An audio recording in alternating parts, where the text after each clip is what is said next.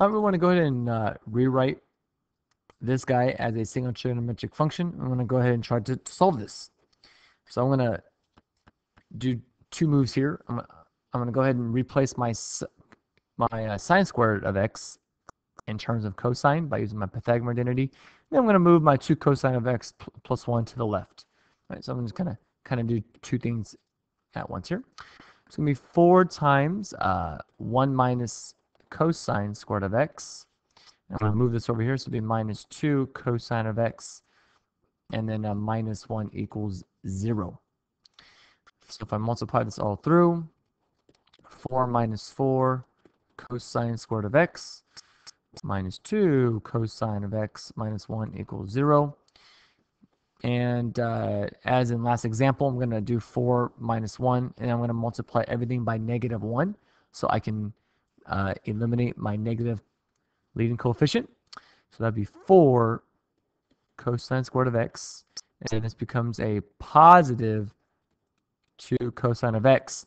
So 4 minus 1 is 3, but then you multiply that by negative, so negative 3 equals 0.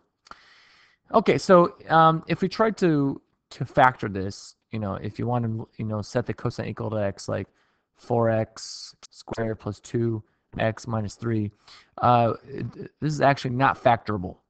Okay, you can go ahead and try and see you're not going to be able to factor it. So what you do from here, just like, what would you do in algebra if you were given 4x squared plus 2x minus 3 equals 0, and it says solve for x?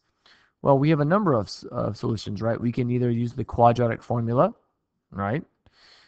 We can solve this by completing the square, or we could just use a calculator and just find the decimal answers, and that's all we're going to do right now.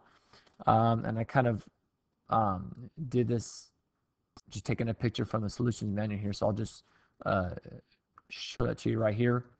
So this is what the graph would look like right here. Okay, and since it's equal to 0, we want to know when does it cross the x-axis. So see, it crosses right here at 0.8614, so that's this guy, and then down over here at 5.4218. So those would be the two solutions right there. Again, that's all we're going to do right now in this section. If it doesn't factor out, we would just use the graphing utility just to find where it does cross the x-axis.